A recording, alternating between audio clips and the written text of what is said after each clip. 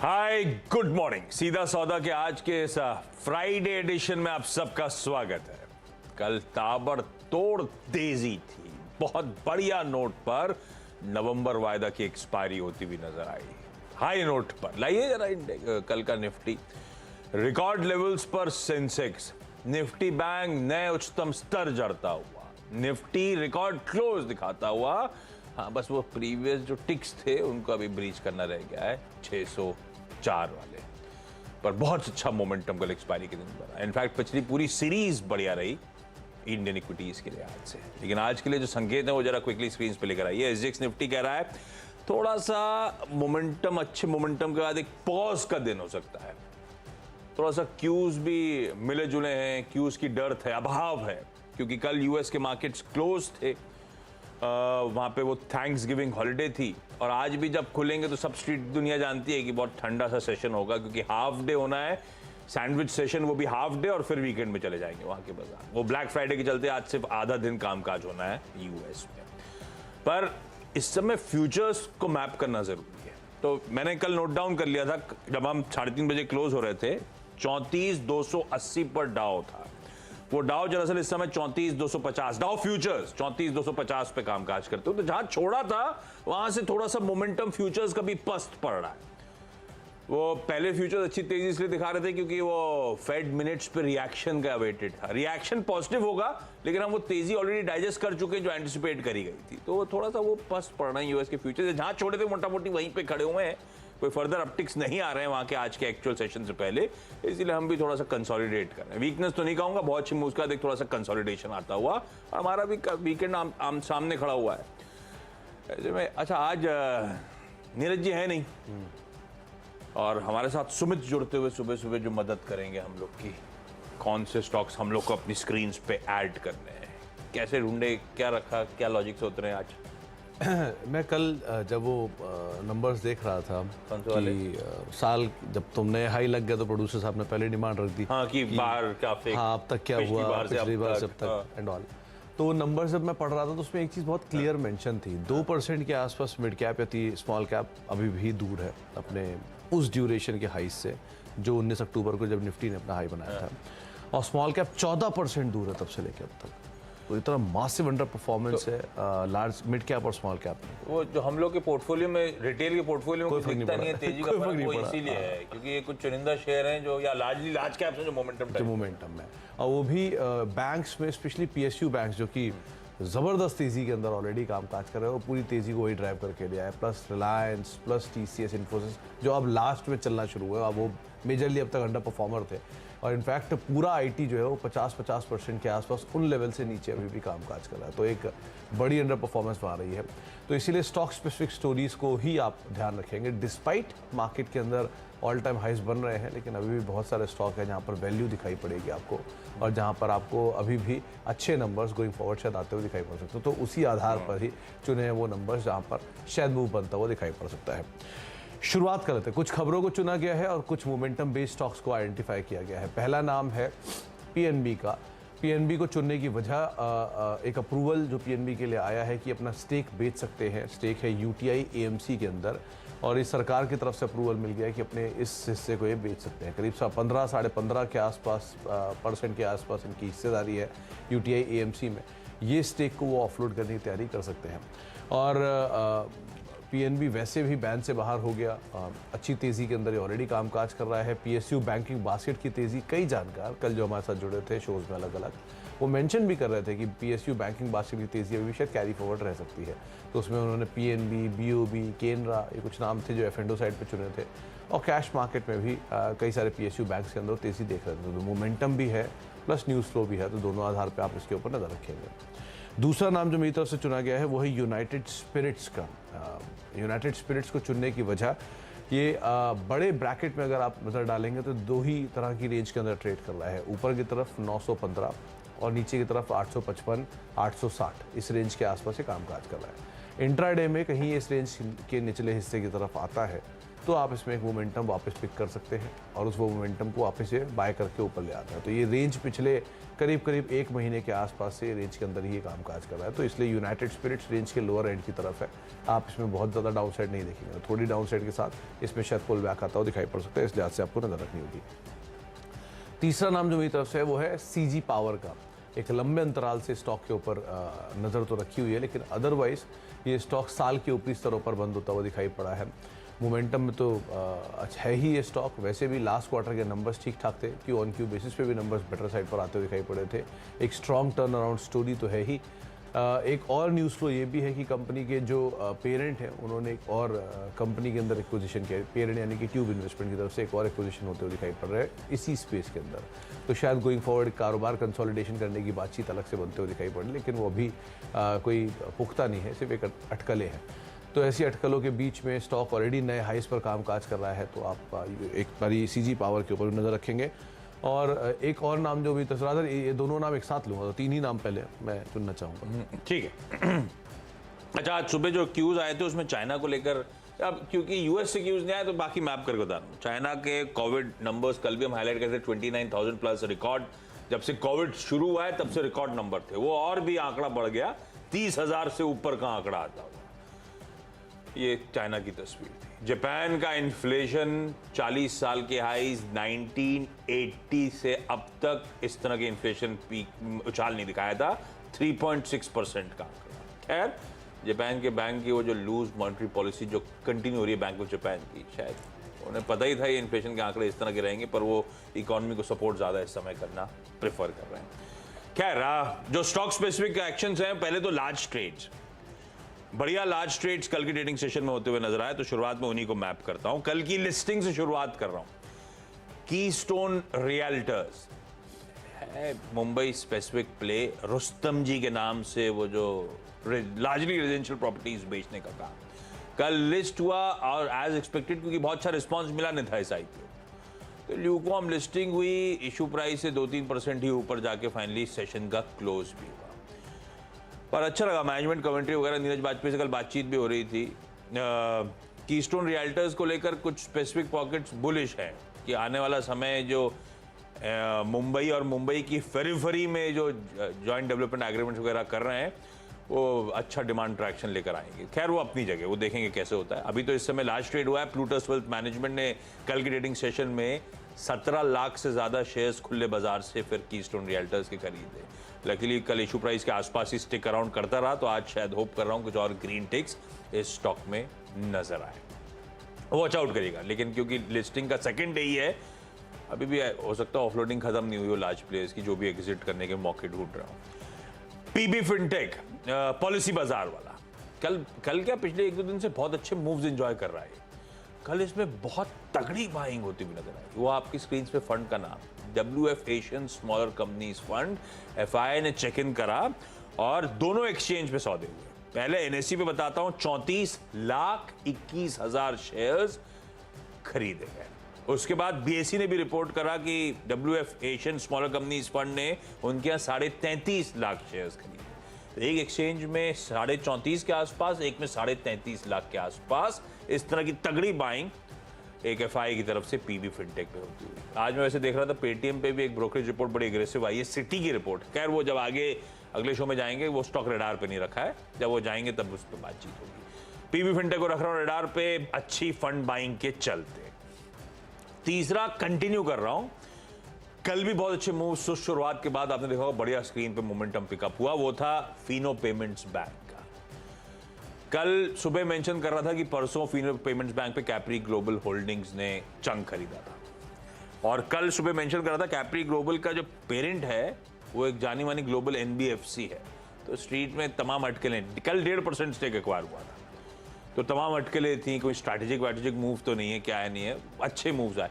अच्छा, उसके ऊपर कल फिर अच्छी तेजी बन गई, 13% तक का उछाल आया। एक दिन 20%, उसके बाद 13% का उछाल, और कल फिर उस तेजी में कैप्री ग्लोबल ने 6 लाख शेयर्स और खरीद डाले इस कंपनी के, शायद इसीलिए और तेजी तूल पकड़ती हुई नजर आई। फिनो पेमेंट्स को आज भी रखेंगे रेडार पे, इन ग्रीन लेके चलेंगे, पर आप लोग कॉशियस रहिएगा। आप लोगों ने कल ही लैच ऑन कर रखा है, अच्छे मूव्स ऑलरेडी एंजॉय कर रहे हैं, तो स्क्रीन को वॉच आउट करिए। अगर प्लस पढ़ना शुरू हो, अगर ट्रेड का ही मन था तो एग्जिट ऑब्वियसली कर लेना चाहिए। तीन हो गए, तीनों लार्ज ट्रेड्स। और तीनों लास्ट ट्रेड में आपने सुना? हाँ, तीनों लास्ट ट्रेड? तीनों लार्ज, एक और लार्ज ट्रेड है, एक और बता देता हूँ। रोसेल इंडिया, डिफेंस वाली रोसेल इंडिया में भी कल एक लार्ज ट्रेड हुआ। इसमें quant mutual fund almost 2 lakh 1,93,000 shares कल के बाजार में खरीदे। उनके खरीदना लास्ट ट्रेड के बाद असल में तेजी आई है, ध्यान रखिएगा। वो तो कल की तेजी में बड़े स्वीट स्पॉट पे ऑलरेडी आके बैठ गए। कल 15% या रोसेल इंडिया का स्टॉक उछल गया था, लेकिन अच्छी एग्रेसिव बाइंग क्वांट एमएफ की इसमें, तो 4 हो गए भाई, 4 लाख। ये बड़े टाइम बाद रोसेल इंडिया बहुत टाइम बाद, और कल गजब का मूव, वॉल्यूम प्राइस एक्शन बहुत तगड़ा था। तो करीब करीब 2 लाख शेयर खरीदे हैं क्वांट म्यूचुअल फंड ने। आप नजर रखेंगे रोसेल इंडिया के ऊपर भी एक लंबे अंतराल के बाद इसके अंदर मूव आता हुआ दिखाई पड़ा है। मेरी तरफ से अगले 2 नाम हैं, उसमें एक नाम है इन्फोसिस और दूसरा नाम है टाटा एलेक्सी। इन्फोसिस पहले आपकी स्क्रीन पर आएगा कि कल स्टॉक के अंदर जोरदार तेजी थी और जो पिछला हाई था 1613 रुपए के आसपास, उसको भी ब्रीच करके 1629 के जोन्स के अंदर बंद होता हुआ दिखाई पड़ा है। तो अच्छा मूव है। आप 1380 रुपए से इन्फोसिस ने जो मूव लिया है बेस बनाने के बाद, वहाँ से वो वापस वो लेवल्स नहीं देखने को मिले और वहाँ से करीब करीब 300 रुपया के आसपास का मूव इसमें ऑलरेडी आ चुका है। तो बढ़िया इन्फोसिस का मूव है। हालांकि ऊपरी स्तर से बहुत टूटा भी था ये स्टॉक, तो लेकिन जो पार्टिसिपेशन है वो लार्ज कैप स्टॉक्स में, और आईटी ने कल ड्राइविंग सीट पकड़ी थी, तो शायद ये कैरी फॉरवर्ड कर भी सकती है। तो इन्फोसिस के ऊपर आप नज़र रखेंगे। ऑलरेडी जो बुरे दौर थे शायद देख चुका है, तो उसके बाद अब मूव आ रहा है और क्वालिटी वाइज ऑब्वियसली बात है, कोई सवाल नहीं इस कंपनी के ऊपर। दूसरा नाम है टाटा एलेक्सी का। टाटा एलेक्सी को चुनने की वजह, आप 10,000 रुपये के आसपास के हाइज, वहाँ से अगर रिट्रेसमेंट के हिसाब से देखेंगे तो करीब करीब 6600-6700 के जोन्स के अंदर आके थोड़ा बहुत रेस्ट लेना चाहिए। ये वही जोन्स पे अभी पहुँच चुका है, 6600-6700 के जोन्स के अंदर। तो बहुत ज़्यादा शायद यहाँ से अब डाउन साइड ना खुलेगी, ऑलरेडी बहुत ज़्यादा पिटाई इसमें हो भी चुकी है।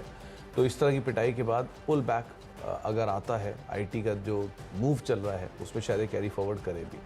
ऑलमोस्ट अपने सारे ईयरली गेन से गिव अप कर चुका है, साल के लोज भी एक बार हिट कर चुका है, तो शायद वापस ये अब मूव दिखा सकता है। तो टाटा एलेक्सी में लोअर लेवल से पुल बैक के लिहाज से आप नज़र रख सकते हैं, शायद यहाँ पर भी एक बढ़िया मूव आता हुआ दिखाई पड़ सकता है। अच्छा, एक और स्टॉक जो मुझे चुनना है वो है रेलवे में से टेक्समैको रेल। रेलवे स्टॉक्स जो लार्जली सबसे बढ़िया आउट परफॉर्म करके गए हैं हाल फिलहाल की तेज़ी में, railways, defence and PSU banks. तो उसमें रेलवेज में से टेक्समैको रेल को चुनने की वजह कि बहुत लंबे समय के बाद, करीब करीब शायद 4 साल बाद या कई साल बाद, इसने वो 54 रुपये का जो लेवल था वो तोड़ा है और 57 रुपये के लेवल के आसपास की क्लोजिंग देखने को मिली। कल की तेज़ी के बाद इसने वो लेवल को ब्रीच किया 54-55 रुपये के जोन में जहाँ ये अटकता था।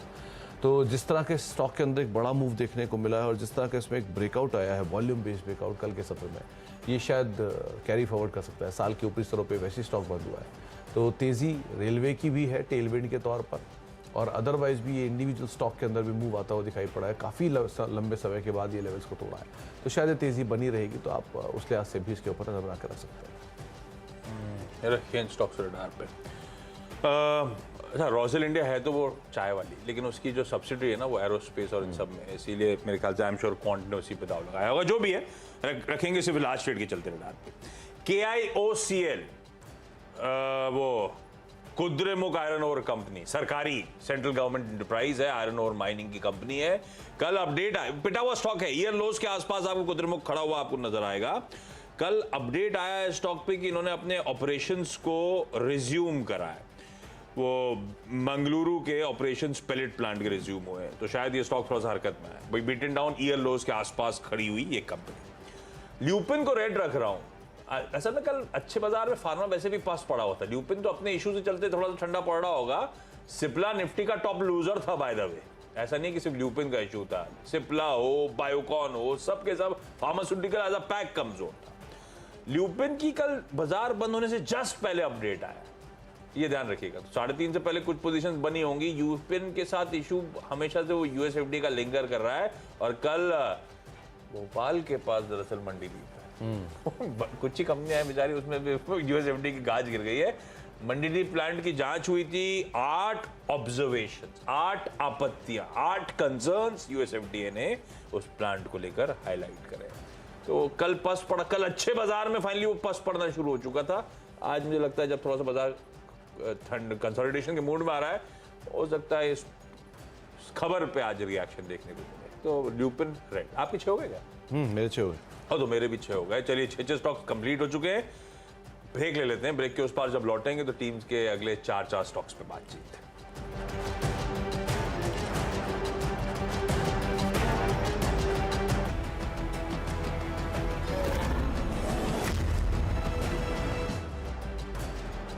आप देख रहे हैं सीधा सौदा और अब तक करीब 6 स्टॉक हम दोनों की तरफ से बताए जा चुके हैं और आगे अब जो 4 स्टॉक्स हैं उनकी बातचीत होगी, लेकिन आगे बढ़ने से पहले एक बार एसएक्स निफ्टी लेकर आई, क्योंकि फ्लैटिश टोन पे एसएक्स निफ्टी अभी भी कामकाज कर रहा है। 18,367 ये जोन्स एसएक्स निफ्टी की तरफ से आते हुए दिखाई पड़ रहे हैं, जो बिल्कुल फ्लैट टू नेगेटिव साइड पर कामकाज होता हुआ दिखाई पड़ रहा है। लोअर लेवल से रिकवरी जरूर आपको दिखाई पड़ेगी। जब 7 बजे का शो आशीष ने शुरू किया तो करीब 50-55 अंकों के आसपास का फॉल था। अब वो फॉल घटकर 30 अंकों के आसपास आ चुका है। ये भूलना नहीं चाहिए कि हाल फिलहाल में जो भी सेल ऑफ मार्केट में देखने को मिला है वो सेल ऑफ लोअर लेवल से बाय ज़रूर हुआ है, चाहे बैंक्स के दम पर हो या फिर आईटी के दम पर। और आईटी कल वैसे भी ज़ोरदार तेज़ी में गया, तो अब देखते हैं कि आज बाजार को नया हाई लगवा पाता है कि नहीं, तो उस लिहाज से भी आपको इसके ऊपर नज़र रखनी होगी। अच्छा, आगे बढ़ते हैं और कुछ स्टॉक्स जो मेरी तरफ से मैंने अभी और चुने हैं, उसमें एक नाम आपको दिखाई पड़ेगा। अगला नाम जो है वो है EMIL का। ये रिसेंटली लिस्टेड स्टॉक है और इसको चुनने की वजह है कल लास्ट आवर की बाइंग। करीब 7% ये स्टॉक ने एक मूव दिया है कल निचले स्तरों से, और जो मूव था ये तब आया जब ये शेयर ऑलरेडी 52 वीक्स लो के आसपास होवर कर रहा था।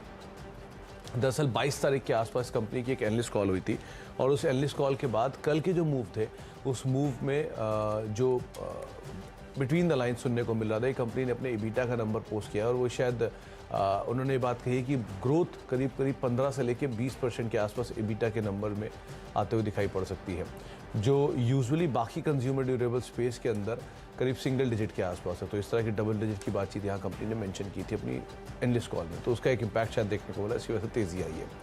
और अदरवाइज़ भी ये company Hyderabad related consumer durable कारोबार के अंदर कामकाज करती है, और अगर हैदराबाद के अलावा कहीं कंपनी की प्रेजेंस है तो वो आपको नॉर्थ साइड पे NCR में दिखाई पड़ेगी। तो इसलिए ये कंपनी वहाँ एक्सपेंड कर रही थी, तो लास्ट क्वार्टर के नंबर में NCR के एक्सपेंशन की वजह से थोड़े से इनके नंबर्स के अंदर प्रेशर आता हुआ दिखाई पड़ा था।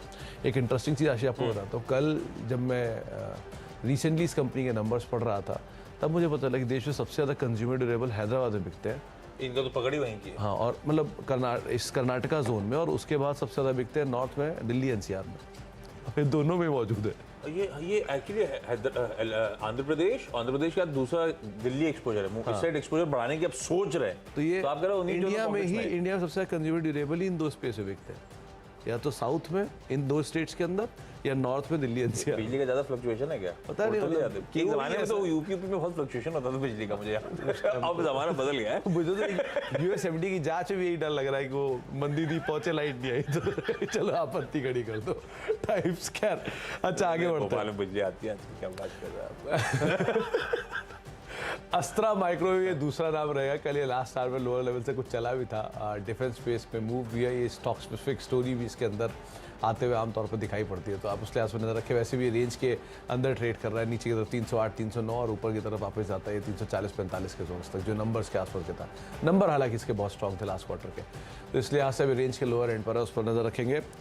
इसके अलावा कुछ और स्टॉक्स में इंडिया सीमेंट, क्योंकि यहाँ पर भी एफेंडो साइड का स्टॉक और अपने रेंज के लोअर एंड पे भी कल क्लोज होते हुए दिखाई पड़ा, तो रेंज से पुल बैक आमतौर पर जहाँ से दिखाता है 231 की रेंज से ये 234 पे बंद हुआ है, तो बहुत ज़्यादा कुछ शायद डाउन साइड है नहीं। कोई भी पुल बैक यहाँ पर हर बार बाय होता है, क्योंकि पिछले 5 से 6 इंस्टेंस के अंदर, तो आप उसके आज से इंडिया सीमेंट पर नजर रखेंगे।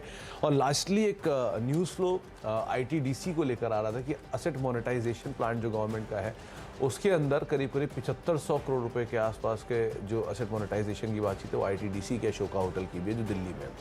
तो अगर ऐसा होता है तो ये स्टॉक के अंदर शायद मूव आता हुआ दिखाई पड़ सकता है। ये बस बार बार उठकर आती है और बार बार उठती है, बार बार रिएक्शन भी आता है उस हिसाब से, तो आप उसको लिहाज से रखें। लेकिन ये बज़ है, कोई ऐसा न्यूज़ फ्लो कंफर्मेशन कंपनी की तरफ से नहीं आया है, सरकार की तरफ से नहीं आया, तो न्यूज़ फ्लो का आधार में मोमेंटम मिलता है, तो आप इसको भी ध्यान में रख सकते हैं।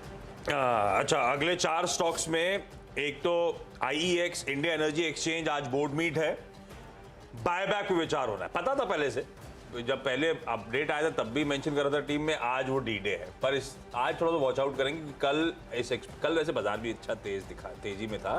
3.5% के आसपास का ऑलरेडी इस बायबैक की बोर्ड मीट से पहले उछाल वापस आ गया है। पर ये स्टॉक बहुत पिटा हुआ है। 300 के हाईज वाला अभी भी आधे से नीचे कामकाज करता हुआ, 150 के नीचे अभी भी कामकाज करता हुआ, ऑलमोस्ट ईयर लोज के आसपास ही बना हुआ है। तो देखते हैं बायबैक किस क्वांटम में आता है, कितना एग्रेसिव आता है और किस मीन्स के थ्रू आता है। टेंडर रूट हुआ तो फिर भी अट्रैक्टिव है स्टॉक के लिहाज से। इफ्स एंड बट्स है, लेकिन ग्रीन रख के चलो। महाराष्ट्र सीमलेस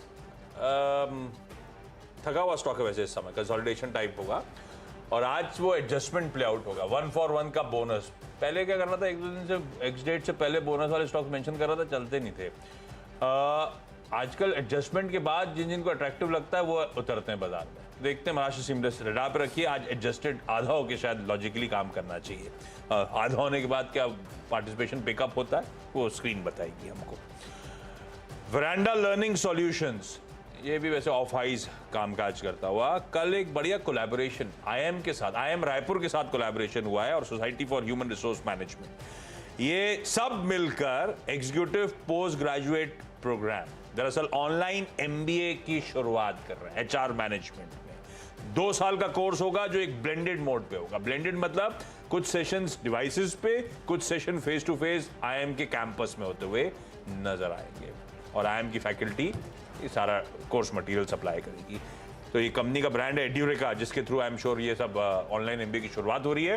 मुझे लगता है वेरांडा के लिए अच्छी खबर, रेडा आप रखते हैं स्टॉक को। और जाते जाते फ्राइडे मूड, ये यूनाइटेड स्पिरिट मेंशन कर रहे थे, मैं पीवीआर मेंशन करूंगा। पर फ्राइडे मूड अलग अपनी जगह। पिछले कुछ दिनों से आपने नोटिस करा होगा तो कई सारी मूवीज वापस ट्रैक्शन पिकअप कर रही हैं। तो पहले तो एक वो कन्नड़ मूवी थी जो कल रिलीज हुई ओटीटी प्लेटफॉर्म में, है भेड़िया नहीं, वो भेड़िया तो आज रिलीज हो रही है, भूल गया मैं नाम, जिसने कंटारा 400 करोड़ रुपए जिसने मोबाइल, अच्छा ट्रैक्शन वर्ड ऑफ माउथ से चलती चली जा रही है। लास्ट हफ्ते की रिलीजेस दृश्यम 2 काफी पिकअप करी, मैंने निपटा दी।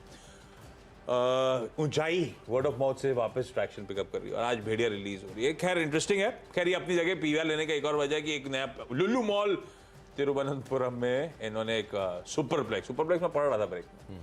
तो सुपरप्लेक्स ऐसा कुछ नहीं, बाकी सब कुछ ऐसे ही रहेगा। सुपरप्लेक्स मतलब बहुत ज्यादा नंबर ऑफ स्क्रीन जब हो जाती है तो मल्टीप्लेक्स से वो सुपरप्लेक्स कैटेगराइज कर देते हैं। तो मेरे ख्याल से काफी सारी स्क्रीन हैं, 12 स्क्रीन हैं, इसलिए सुपरप्लेक्स का दर्जा है। वो आज नहीं, अनाउंस कल हुआ है, शुरू होगा 5 दिसंबर को। तो भेड़िया आप वहां नहीं देख पाएंगे, 5 दिसंबर से उसकी शुरुआत होनी है। लेकिन रखिए रडार पे पीवीआर को। क्विकली छोटा सा ब्रेक ले लेते हैं, ब्रेक के उस पास जब लौटेंगे तो टीम्स का एक क्विक रैप अप।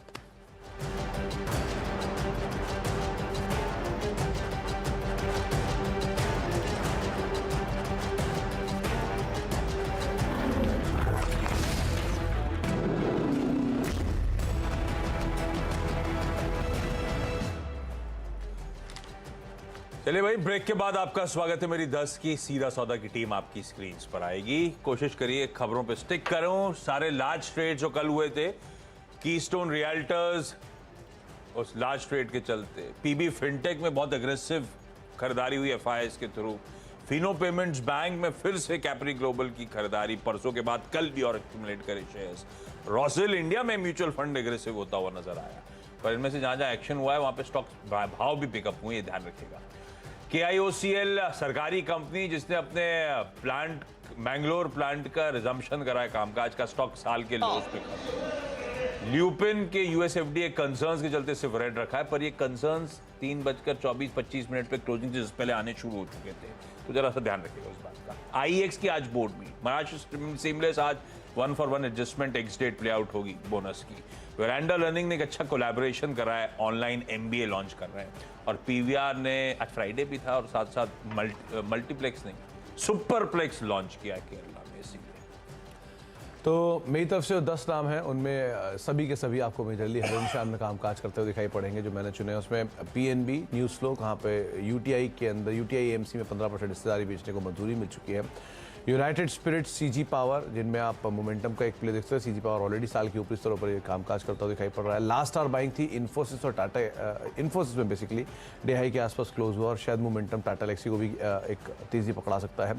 नए साल के ऊपरी स्तरों पर टेक्समैको रेल कामकाज कर रहा है और वो जो तेज़ी का रुख EMIL में लास्ट आवर में बना, इसको भी आप प्ले कर सकते हैं सेकंड हाफ के लिए, और शायद तेज़ी आगे भी कैरी फॉरवर्ड रह सकती है। इसके अलावा अस्त्रा माइक्रोवेव, इंडिया सीमेंट और ITDC, जहां पर दो इंडिया सीमेंट और अस्त्रा माइक्रोवेव रेंज के लोअर एंड पे कामकाज कर रहे हैं, जहां से शायद पुल बैक आ सकता है। और ITDC में न्यूज़ फ्लो का बज़ है कि शायद असेट मोनेटाइजेशन तूल पकड़ सकता है दोबारा, तो उस लिहाज से भी आपको यहाँ पर नजर रखनी होगी। 10 के 10 शेयर जो कि तेज़ी में ट्रेड करते हुए दिखाई पड़ सकते हैं।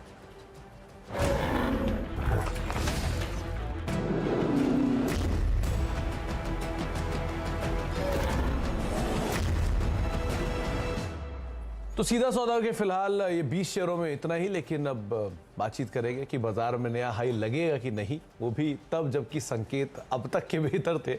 एशियन थोड़े से मिक्स्ड या फिर कह सकते हैं फ्लैट साइड पे कामकाज कर रहा है, तो इन संकेतों के बीच में आगे क्यूज क्या है, इस पर बातचीत कर लेते हैं। अनुज हमारे साथ मौजूद भी है। तो लग रहा है आज लगेगा नया हाई कि कल तो हमने एक नंबर तो दिखा दिया कि ऑल टाइम हाई पे क्लोजिंग रही Sensex Nifty mid cap small cap की, माफ की सेंसेक्स निफ्टी बैंक की, लेकिन वो जो 18,604 का नंबर है वो पार होगा। मॉर्निंग सुबह देखिए, जब हम तैयारी करते हैं तो वो चीज़ नहीं होती है एक्चुअली, तो इसके लिए वो तब होगी जब हम तैयार नहीं होंगे उसके लिए। तो अब हमने क्योंकि टी शर्ट्स वगैरह तैयार कर लिए हैं तो शायद आज ना करें मार्केट, लेकिन हाँ देखिए ऑल टाइम हाई तो खैर होगा। ऑल टाइम हाई आज नहीं होगा तो नेक्स्ट वीक होगा, या फिर इस सीरीज़ में तो ऑल टाइम हाई आपको दिख ही जाएगा क्लियरली मार्केट में। अच्छा, वैसे वर्ल्ड कप बहुत ज़बरदस्त हो रहा है आशीष। कल जो गोल था रिचर्डसन का ब्राज़ील वाला, आई डोंट नो अगर आपने देखा है या नहीं देखा है। वो मल्टीपल अटेम्प्ट के बाद जाके जो हुआ था, नहीं वो जो बाइसिकल किक में जो गोल मारा था वो ज़बरदस्त गोल था। अच्छा। वो देखिएगा। अच्छा, कल एक और इंटरेस्टिंग चीज़ हुई थी वर्ल्ड कप में। कल कोरिया का मैच था, तो एक उनके 6 खिलाड़ियों का नाम किम था। तो एक इटालियन कमेंट्री थी, वो बहुत वायरल हुई थी वो क्लिप। उन्होंने टीम को इंट्रोड्यूस किया, केम केम केम केम केम तो मतलब एक सुस्त शुरुआत के बाद वर्ल्ड कप काफी इंटरेस्टिंग हो रहा है वो मतलब। और हाँ, कल क्रिस्टियानो रोनाल्डो ने भी गोल किया, रिकॉर्ड बना दिया। पहले प्लेयर हैं जिन्होंने 5 अलग अलग वर्ल्ड कप, मतलब ये लॉन्जिविटी देखिए, 37 साल की उम्र में भी जबरदस्त खेल रहे हैं। खैर ये सब तो बातें हम करेंगे, लेकिन मार्केट का एक बेसिक टेक्सचर रख देता है, उसके बाद हम ऑब्वियसली उसके बारे में आगे बात करेंगे। क्योंकि देखिए एक इंटरेस्टिंग चीज़ ये है कि ये 5 हफ्ते की सीरीज़ है। 5 हफ्ते की सीरीज़ में मैंने एक चीज़ नॉर्मली जो नोटिस की है एनेक्डोटली, वो ये होती है कि पहले 2 हफ्ते मार्केट थोड़ा कंसोलिडेट करता है। इवन अगर ट्रेंडिंग अपवर्ड मार्केट हो, मजबूती के साथ भी अगर शुरुआत करे तो थोड़ा सा मार्केट एक बार के लिए आपको एक कंसोलिडेशन दिखाता है, उसके बाद आगे जाता है। क्योंकि अब हम वैसे भी नए हाई के काफ़ी करीब हैं। एक चीज़ जो मार्केट को अच्छी हो रही है कि सब सेक्टर्स में अब जान है, मतलब बैंक्स तो पहले ही स्ट्रांग थे। कल हमने आईटी की बात की थी, आईटी ने ज़बरदस्त मूव भरा मार्केट में, तो वो एक स्ट्रांग है। बस रोल ओवर्स काफ़ी हाई हैं 82%, और एफआईएस के लॉन्ग्स बहुत हाई हैं 77%। ये स्टैंड अलोन बेसिस प्रॉब्लम नहीं है, ये प्रॉब्लम आएगी अगर कोई कल को नेगेटिव इवेंट आपको हिट कर गया। अगर कोई, जैसे जब मार्केट में बहुत ज़्यादा शॉर्ट्स होते हैं तो शॉर्ट कवरिंग आती है ना आशीष, अगर कोई इवेंट आ जाए तो ऐसे ही जब मार्केट इतना ओवरबॉट होता है तो उसमें एक ही रिस्क होता है कि अगर कोई इवेंट आ जाए, स्टैंड अलोन में प्रॉब्लम नहीं है, अगर कोई इवेंट आ जाए नेगेटिव तो मार्केट अपने वेट पर गिर जाता है, तो वो एक रिस्क है। लेकिन वो रिस्क तो मार्केट में खैर हमेशा रहेगा बुल मार्केट में। इन्हीं सब पे और डिटेल में चर्चा करेंगे। ग्लोबल क्यूज, आज की स्ट्रैटेजी, सब पर बातचीत, लेकिन शुरुआत मुनाफे की तैयारी की इस वक्त की टॉप हेडलाइंस के साथ।